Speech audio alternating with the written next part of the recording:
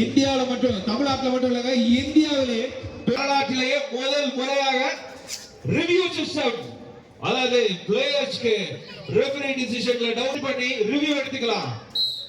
இது இந்த சாயங்காலம் சரியாக 5 மணி அளவில் லீக் ஆட்டங்கள் ஆரம்பிக்கும்.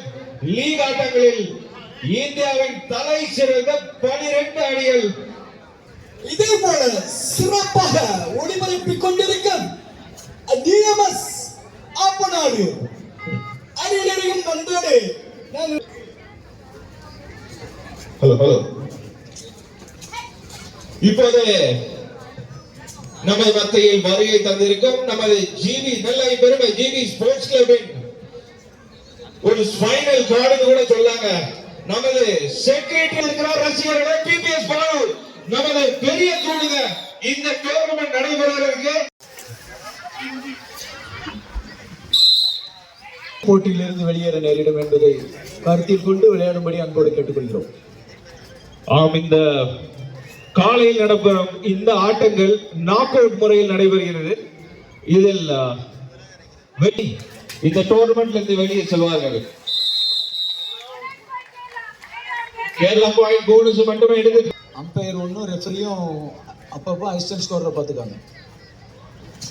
ரசிகர்களை நீங்கள் பார்த்து கொண்டிருப்பது சீசன் 2 நாக் அவுட் சுற்று. லைன் கிராஸ் பண்ணிருக்காங்களா இல்லையா? ரெஃபரி டிசிஷன் வெயிட் பண்ணி பாப்போம். டேக்கிள் அட்டெம்ப்ட் பண்ணிருக்காங்க, பிளேயர் வெளியே போயிருக்காங்க.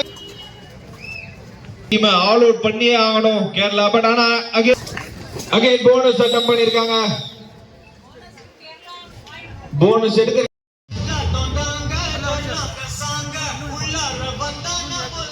உங்கள் மண்ணின் மைந்தன் பிபிஎஸ் பாலு.